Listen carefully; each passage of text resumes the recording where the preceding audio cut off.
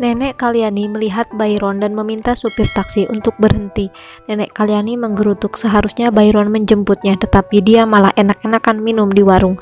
Nenek Kalyani memanggil-manggil Byron, tetapi Byron tidak mendengarnya. Akhirnya, Nenek Kalyani turun dari taksi. Dia menuju Byron berada. Tak lama, Pasan menghentikan mobil jeepnya dan menanyakan kepada supir taksi di mana nenek-nenek yang duduk di belakangnya. Supir taksi menjawab bahwa nenek tersebut sudah turun dan pergi ke arah warung itu. Saat di warung, Byron dikagetkan dengan kedatangan nenek Kalyani sambil berteriak bahwa dia sudah menunggu di bandara selama 2 jam. Byron melongo, tak bicara sepatah kata pun melihat nenek Kalyani. Pasan kemudian datang bertanya kepada Byron apakah dia melihat nenek Kalyani. Pasan akhirnya sadar jika orang yang dihadapannya adalah nenek Kalyani. Mereka berdua melongo bersama melihat tampilan nenek Kalyani memakai jam tangan, kacamata, anting-anting, sandal berhak tinggi, cat kuku warna merah. Nenek Kalyani menyadarkan kedua putranya, kemudian memarahinya karena sudah 2 jam dia di bandara. Mereka tidak segera menjemputnya. Pasan dan Byron masih tidak percaya itu adalah nenek Kalyani. Nenek kembali menegur mereka seperti orang idiot yang baru pertama kali melihat ibunya. Kemudian, Pasan dan Byron pun tertawa melihat hal itu. Setelah mengambil berkat, kemudian nenek Kalyani ingin segera pulang bertemu dengan para menantunya. Sementara di rumah sudah siap melakukan penyambutan, Makalsing datang membawa koper ke aula sambil menahan tawa. Para menantu pun bingung melihat Makalsing tertawa sendirian. Byron dan Pasan datang sambil menahan tawanya. Dari luar, nenek Kalyani berteriak kepada kedua anaknya karena meninggalkannya di depan pintu. Nenek Kalyani masuk dan semua kaget melihat penampilan baru nenek Kalyani seperti ibu-ibu pejabat. Para menantu pun melanjutkan arti untuk nenek Kalyani.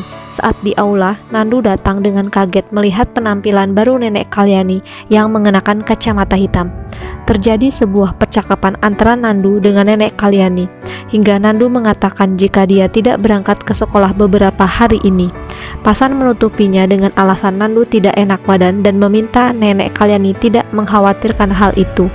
Kemudian, nenek Kalyani menegur Gehna untuk selalu menjaga Nandu. Anandi mencairkan situasi dan berbicara tentang penampilan baru nenek Kalyani. Nenek kemudian menceritakan jika dia seperti itu karena saudara perempuannya yang menyuruhnya. Nenek menceritakan bagaimana keadaan saudara perempuannya merasa bangga, tapi nenek merasa kesal saat berbicara tentang saudara perempuannya yang bandel menjaga kesehatan. Kemudian, nenek Kalyani memandang ibu kepala desa, yaitu Anandi, dengan bangga. Nenek menyuruh untuk duduk di dekatnya dan bertanya bagaimana keadaan desa, dan dia ingin tahu tentang semua yang telah terjadi. Nenek memuji Anandi dan ingin tahu tentang keadilan yang telah dia kerjakan. Pasan dan Gena pun merasa tersindir dengan ini. Kemudian, Byron memotong pembicaraan untuk berbicara setelah makan, karena ini akan memakan waktu yang cukup lama untuk bercerita. Di Mumbai, Gauri sedang mencari buku dan melihat pamannya. Dia mengingat peristiwa terakhir tentang uang yang dihentikan oleh Byron. Gauri merasa khawatir bagaimana jika nanti Jagdish bertemu dengan pamannya. Gauri mencoba mengalihkan perhatian Jagdish agar tidak melihat keberadaan pamannya.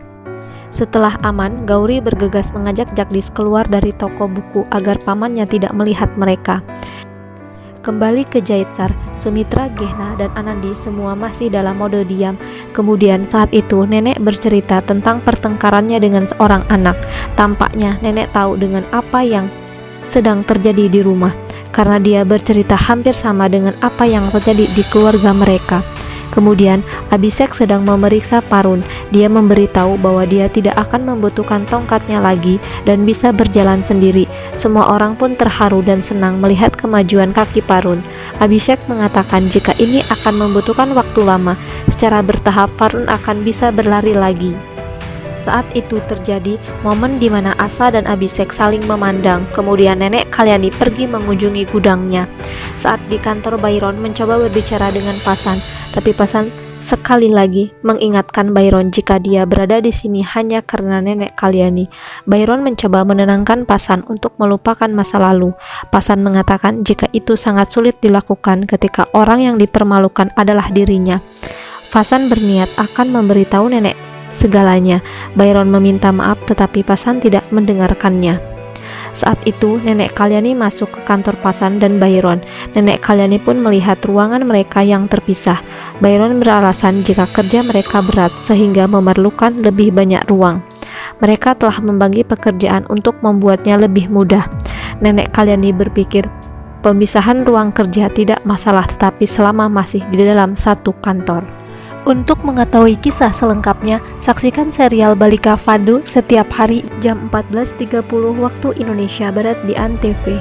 Dan bagi Anda yang baru bergabung menemukan channel ini, jangan lupa klik tombol subscribe, like, dan komen agar channel ini bisa memberikan informasi banyak di seputar serial Balika Fado, tentunya hanya di ANTV. Terima kasih.